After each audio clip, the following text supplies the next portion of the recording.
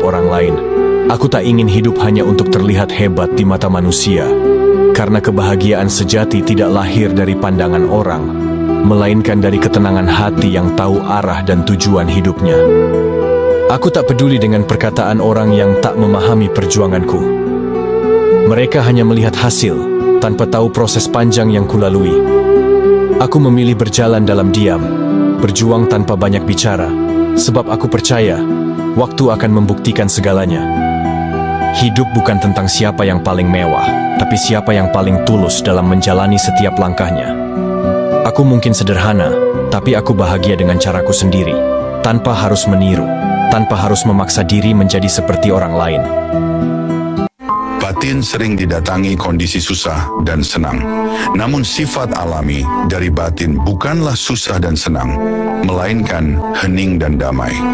Jika kita perhatikan lebih dalam, susah dan senang hanyalah tamu yang datang dan pergi.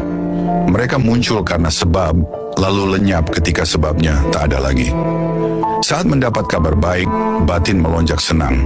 Saat kehilangan sesuatu, batin menjadi sedih. Namun apakah batin kita berubah menjadi senang atau sedih secara permanen? Tidak. Ia hanya tersentuh, lalu kembali ke kondisi alaminya jika tidak diganggu terus-menerus oleh pikiran. Batin sejatinya seperti danau yang tenang.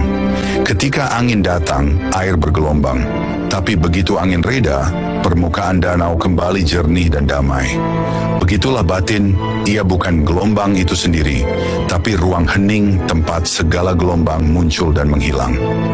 Kita sering terjebak dalam gelombang, lupa bahwa kita bukan gelombangnya, tapi danau itu sendiri.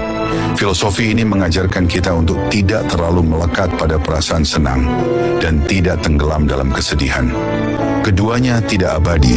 Jika kita bisa menyadari dan kembali pada keheningan batin, kita akan menemukan kedamaian yang tak bergantung pada keadaan luar.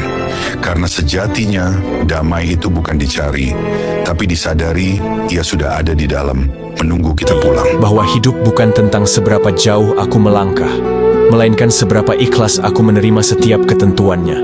Bukan tentang siapa yang paling bersinar di mata dunia, tapi siapa yang paling tenang ketika dunia mulai redup. Aku pernah ingin segalanya tampak sempurna, namun kini aku hanya ingin hidup dengan hati yang damai.